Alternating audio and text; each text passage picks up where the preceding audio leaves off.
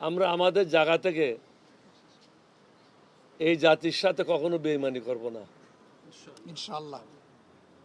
মানুষের জন্য যেটা ভালো, আমরা হারবো বা জিতবো এটা প্রশ্ন না। প্রশ্নটা হচ্ছে আমরা জনগণের পাশে সবসময় তাদের স্বার্থ রক্ষার জন্য দাঁড়াবো। তিব্বত কদুর তেল চুলকে করে শক্ত আর মজবুত, ঠান্ডা মাথায় ভালোবাসার জয়। ইতিমধ্যে বিরোধী দলীয় চিফ হুইপ এনসিপির সম্মানিত আহ্বায়ক জনাব নাহিদ ইসলাম আপনাদের সামনে ব্রিফ করেছেন, আমাদের সিদ্ধান্ত আপনাদেরকে জানিয়েছেন। গণতন্ত্রের সৌন্দর্যের জন্য এটা আমাদের দায়িত্ব হিসেবে আমরা এটাকে নিয়েছি। আমরা মনে করি যে সর্বক্ষেত্রে রাজনীতি স্বচ্ছ হওয়া উচিত, প্রতিদ্বন্দ্বিতামূলক হওয়া উচিত।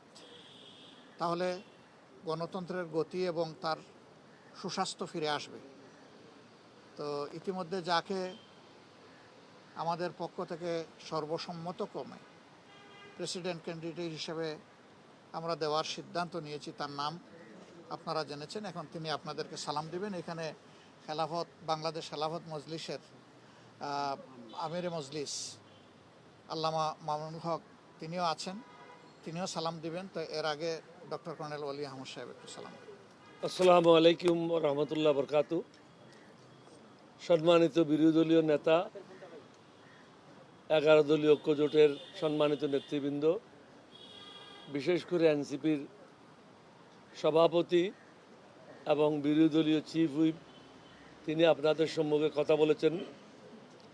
আমি 11 দলের সকলের প্রতি কৃতজ্ঞ, বাংলাদেশের জনগণের প্রতি কৃতজ্ঞ।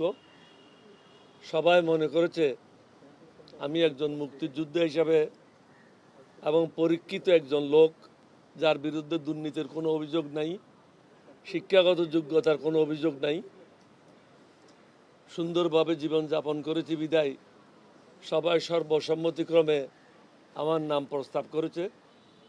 আমি সমগ্র জাতির কাছে কৃতজ্ঞ, 11 দলীয় ঐক্য জোটের সকলের কাছে কৃতজ্ঞ, আমাদের সকল নেতাকর্মীদের কাছে কৃতজ্ঞ। আপনাদের মাধ্যমে আমরা জাতিকে বলতে চাই, আমরা আমাদের জায়গা থেকে এই জাতির সাথে কখনো বেইমানি করব না। ইনশাআল্লাহ। মানুষের জন্য যেটা ভালো, আমরা হারবো বা জিতবো এটা প্রশ্ন না। প্রশ্নটা হচ্ছে আমরা জনগণের পাশে সবসময় তাদের স্বার্থ রক্ষার জন্য দাঁড়াবো। আজকেও সেটাই মন মানসিকতা নিয়ে আমরা সবাই একসাথে হয়েছি এবং সর্বসম্মতিক্রমে ওনারা আমার নাম প্রস্তাব করেছে। সমগ্র জাতিকে